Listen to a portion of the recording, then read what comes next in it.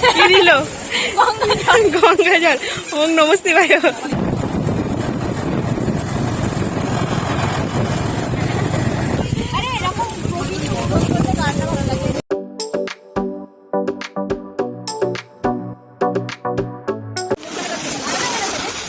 কেমন এখন কুলফিগুলো গলা গলা টাইপের।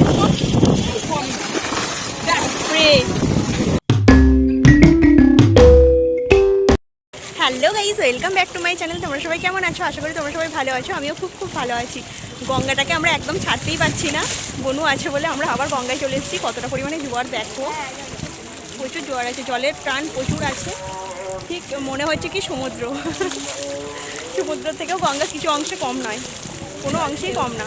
প্রচুর ঢেউ, চাতালে জল উঠে যাচ্ছে দেখো। আমি এইভাবে ব্লগটা স্টার্ট করবো ভাবতে পারিনি। তো এখানে এসে হঠাৎ করেই মনে হলো না তোমাদের সঙ্গে একটু শেয়ার করি, তাই ব্লগটা স্টার্ট করে দিলাম। আজকে ব্লগ করার কোনো কথাই ছিল না, তাই কিন্তু আজকে সারাদিন কোনো ব্লগ করবো না। আজকে ব্লগ করবো না, যে ভালো লাগছে না। তো এখানে এসে গঙ্গাটাকে দেখে ব্লগ করতে ইচ্ছা হয়ে গেল। ভাবতে পারিনি। শুরুই করি। দেখ ওইখানটা উড়ি, ভাবরে দেখ কেমন যাচ্ছে। পুরো সমুদ্রে যেমন জলের তোড়টা যায় না, দেখ দেখ দেখ ওইটা দেখ, দেখি বুঝতে পারছিস? বাপরে, খুব ভালো লাগছে, খুব ভালো লাগছে, দারুণ লাগছে। ওইটা খাওয়াটাই সবে বন্ধ হলো। আর আমাদের বাড়ি থেকে গঙ্গাটা তো বেশি দূর না, 10 মিনিটের রাস্তা। তাই যখন মন চায় তখনই চলে আসতে পারি, এটা একটা সুবিধা। ভালো লাগে গঙ্গায় এসে, এত ভালো লাগে। এখানে বসে থাকলে কীভাবে যে টাইম কেটে যায় নিজেই বুঝতে পারি না, খুবই ভালো লাগে। দেখ এই পয়টাটা দেখ, বুড়ে গেল, পুরোপুরি বুড়ে গেল। গঙ্গায় এসে আমি আর থাকতে পারলাম না, ব্লগ স্টার্ট করে দিয়েছি। ভেবেছিলাম যে করবো না, তো এতটাই ভালো লাগছে যে আমি কি বলবো তোমাদেরকে। চলো আমি আর বেশি বক বক করছি না, তোমাদেরকে দেখাই ব্যাক ক্যামেরায়, তোমরা দেখো এতটাই সুন্দর লাগছে।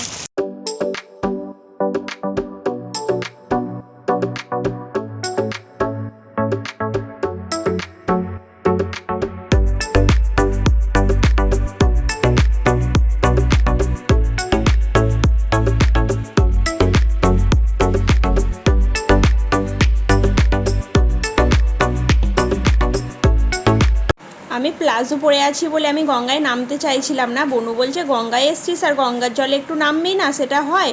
নাম বলছি, ও বলতে আমি আবার একটু নামলাম। আর আমার চুলগুলো দেখো বাবুই পাখির বাসার মতন একদম ঝাগড়া ঝাগড়া হয়ে আছে। বনু বলছে চুলগুলো সরা, বলছি বাবুই পাখির বাসা হয়ে আছে।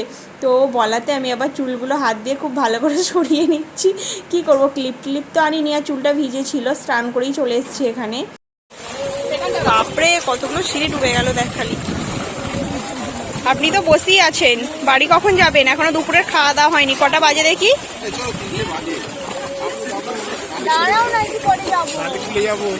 শুরু হয়ে গেল, নালি খুলে যাবো।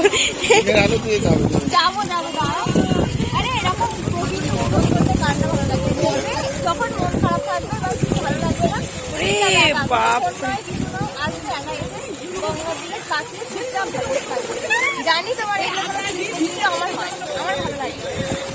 মন খারাপ থাকলে, আনন্দ, যখন মন ভালো থাকে আমারও এরকম ভালো লাগে।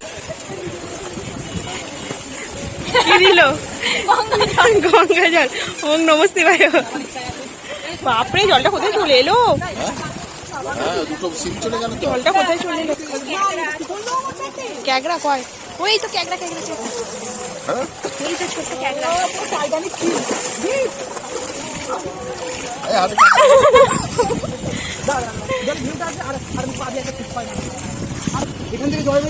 বাড়িও বাড়িও কেন বলছে? মাংস হয়েছে, মাংস। এ বাবা, আমি ঢেঁড়সের তরকারিটা সাত ভাইরা ফিস থেকে বার করে আসবো ভাবলাম। মাংস খাবি না তো ভালোই হয়েছে। পায়রাগুলোও দেখো জল খাচ্ছে, সব পায়রাগুলো চলে এসছে। আজকে গঙ্গায় কিন্তু প্রচুর পরিমাণে জোয়ার আছে। আর বোন যে চাতালটায় পা দিয়ে বসেছিল, সেই চাতালটা কিন্তু ডুবে গেছে, দেখে তোমরা বুঝতেই পারছো। আর জলের টান কিন্তু প্রচুর আছে, এত জলের টান যে আমাদেরই ভয় লাগছিল। আর বোনও এখানে বসে বসে কুলফি খাচ্ছে। আর ওর মুখটা দেখে তোমরা কিছু বুঝতে পারছো, ওর কুলফিটা একদমই ভালো লাগেনি। তো তোতনেরও ভালো লাগেনি বলে আমাকে দিয়ে দিল। আর ও খাচ্ছে আর একটু করে মুখটা করছে, দেখো না। সত্যি কুলফিটা ভালো ছিল না, খুবই খারাপ কুলফিটা খেতে ছিল। তবে এই গঙ্গায় বসে বসে কুলফি খাওয়ার মজাটাই কিন্তু আলাদা। ও একবার করে খাচ্ছে আর একবার করে বলছে আমার একদম ভালো লাগছে না কুলফিটা। আর ওই যে পা ভিজিয়ে খাচ্ছে তার জন্য ওর আরও ভালো লাগছে। আর ও এখন ওর দাদাকে বলছে তুমি নেবে কুলফিটা, নিয়ে নাও, আমি খেতে পারছি না। বলতে দেখো আবার ওর কাছে কুলফি চলে গেল, মানে ও খেতে পারলো না আমাকে দিল, আবার বনু খেতে পারছে না আবার ওকে দিল, কীরকম ব্যাপারটা হলো। আমরা অনেকক্ষণই গঙ্গায় এসেছি, এবার বাড়ি যাবো বলছি, কিন্তু বনু একদমই বাড়ি যেতে চাইছে না। তো চলো বাড়িতে যাই, বাড়িতে গিয়ে আবার তোমাদের সাথে কথা বলছি। তো গাইস, আমি তো প্রথমে ভেবেছিলাম যে আমি ভিডিও করবো না, গঙ্গাতে এত সুন্দর ভিউ দেখে আমি আর থাকতে পারলাম না, ভাবলাম সেটা তোমাদের সঙ্গে শেয়ার করি। আর গঙ্গা থেকে ফেরার পথেও তোমাদের সঙ্গে আর কথা বলা হয়নি। আর বাড়িতে এলাম তখন 3:30 পৌনে 4 হয়ে গেছে। তো খুব জোর খিদে পেয়ে গেছিলো তাই, আর আমার মনেও নেই যে আমি ব্লগ করছি। আমাদের খাওয়া দাওয়া হয়ে গেছে, খাওয়া দাওয়ার পর আমাদের মনে হচ্ছে যে একটু কোথাও ঘুরু করে আসি। খাওয়ার পর বলছে যে এই আমি তো ব্লগ করছি। হ্যাঁ, খাওয়া দাওয়ার পর মনে হচ্ছে এই বাবা আমি তো ব্লগ করছি, আমি তো ভুলেই গেছি, মানে খুব বাজে একটা ব্যাপার হয়ে গেছে। আজকে আসলে ব্লগ করবো ভাবিনি, তো সেই কারণেই সব কিছু মিস্টেক হয়ে গেছে। আর এখন দেখো আমি রেডি হয়ে বেরিয়ে গেছি, যাচ্ছি বনুকে নিয়ে মা বাবার বাড়িতে, কারণ বনু আজকে বাড়ি যাবে, তো বনুকেই দিতে যাচ্ছি। আমরা এখন কামারকুণ্ডু ওভারব্রিজে চলে এসেছি। আগে যখন কামারকুণ্ডুর নিচে দিয়ে যেতাম, মানে যখন লাইন পারাপার করতাম, তখন কিন্তু প্রচুর গেট পড়তো আর অনেকটা টাইম দাঁড়িয়ে থাকতে হতো, 15-20 মিনিট তো দাঁড়াতেই হতো।